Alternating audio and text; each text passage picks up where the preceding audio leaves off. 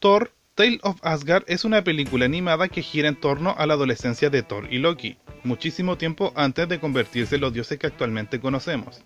En esta película vemos a un joven y arrogante Thor que intenta ganarse el respeto de todos los habitantes de Asgard, en especial su padre, Odín, ya que no es muy querido en su pueblo debido a su gran arrogancia y a que la mayoría de combates que él ha ganado son combates arreglados, debido a que los guerreros que él enfrentó no querían dar una imagen de debilidad al trono de Asgard.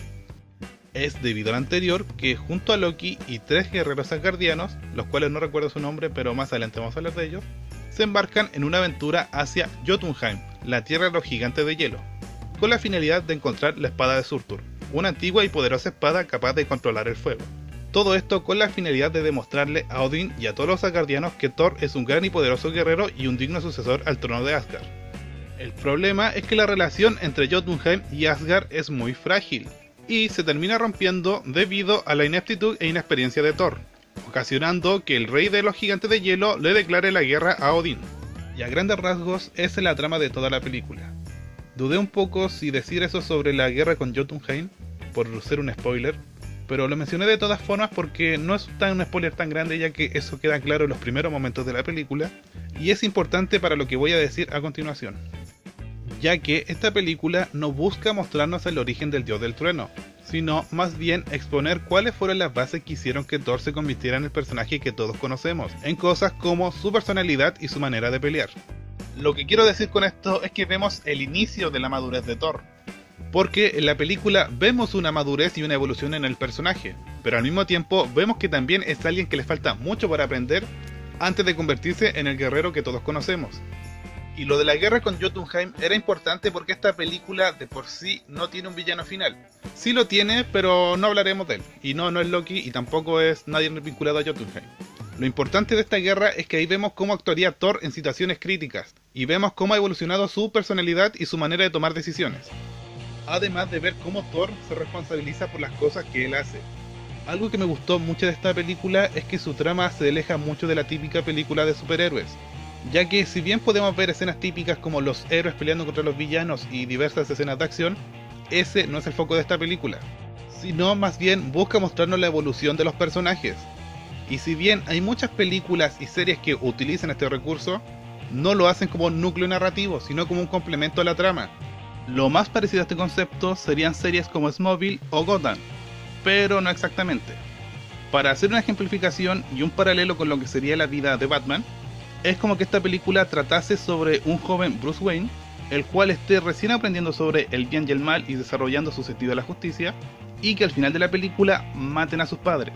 O sea, todo lo que nos expuso al fin sería la vida previa al punto de quiebre que haría que Bruce tomara una serie de decisiones que eventualmente lo transformarían en Batman. De hecho, la idea de Batman todavía no estaría ni presente. Algo así sería esta película, pero con el personaje de Thor. Pasando a los personajes, obviamente tenemos a Thor, pero como ya hablé mucho de él y no tengo nada más que agregar, me lo voy a saltar. Así que voy a empezar hablando sobre Loki, quien en esta película es una persona insegura que está dando sus primeros pasos en la magia y es alguien que se preocupa mucho de su hermano. De hecho, lo más interesante de esta película es la relación entre Thor y Loki, ya que vemos la etapa previa y que es un tanto obvia de que antes de ser archienemigos ellos eran hermanos. Y algo que me gustó mucho es que aquí vemos un interés genuino de Loki por la seguridad de Thor.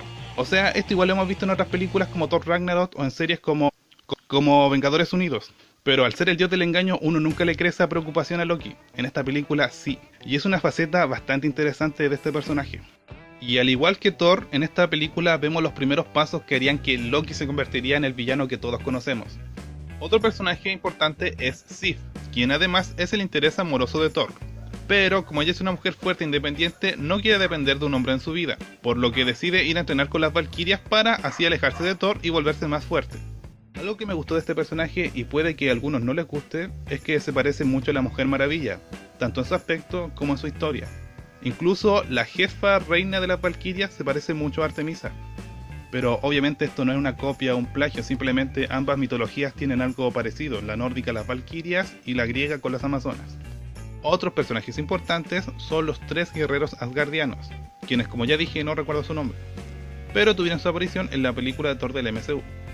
En esta película, estos tres guerreros son charlatanes, ya que ellos dicen ser grandes guerreros que han vivido miles de aventuras, pero la realidad es otra. No voy a profundizar porque es un spoiler y no va al punto.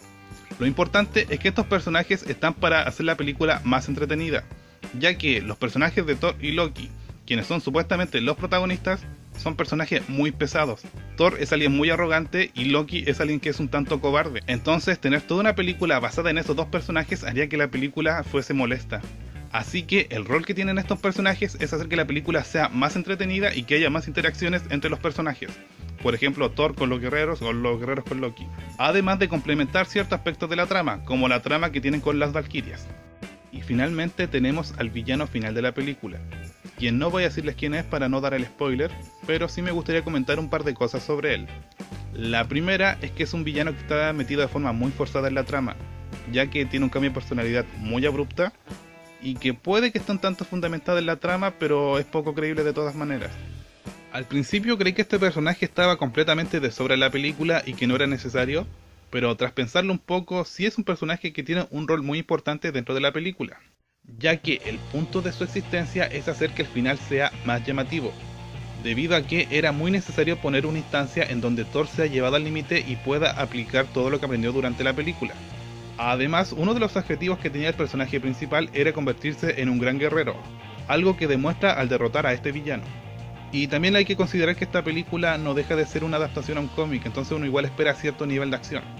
Por otra parte, la película intenta mostrar a través de este antagonista las diferencias que existen entre Thor y Loki, y mostrarnos las bases que hicieron que estos personajes se conviertan en los dioses que todos conocemos, debido a que vemos a ambos protagonistas tomando decisiones completamente diferentes de la misma situación.